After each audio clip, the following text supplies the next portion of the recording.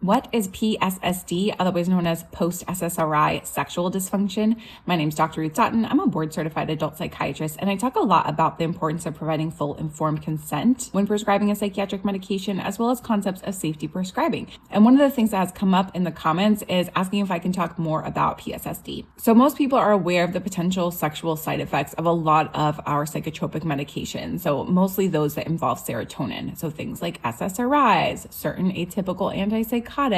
So this could look like low libido, difficulty getting aroused, difficulty sustaining an erection, or difficulty achieving orgasm. Now, most people are told that after you stop the antidepressant or antipsychotic, whatever it is, that these symptoms will resolve.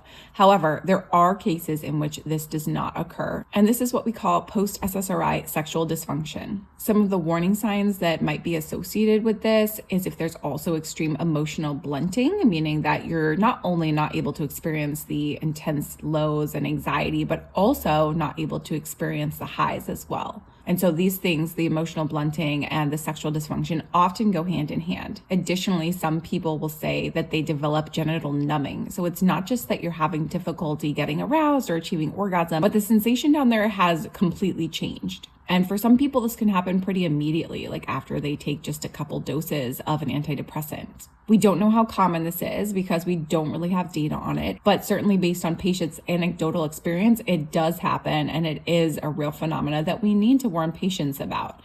As far as how you treat it, this is a really challenging one because a lot of it is just a waiting game. Most people do tend to improve over time. However, it can take months to years. Of course, you can try things like phosphodiesterase inhibitors, things like Viagra or Cialis. Some people can have some benefit from this. There are also other antidepressants or anti-anxiety medicines like bupropion, buspirone, and aripiprazole that are sometimes used in conjunction with psychotropic medications in order to combat that sexual side effect. If someone has a sexual side effect, though, my first recommendation is going to either be to lower the dose to the lowest effective and tolerated dose, or to try and switch to a different medication that is better tolerated. It's also important to know that this can happen with some somatic medications as well. I'm thinking particularly of finasteride, which is used for hair growth in men. But we most commonly think about it with the antidepressants, which is why it's called post-SSRI sexual dysfunction.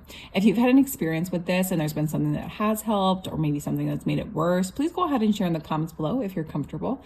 I'm also putting together an email list for those of you who are interested in my content because they may have future courses or offerings and I want to be able to communicate directly with you all about those things. So if that's you, send me a DM with your email and I'll see you in the next one.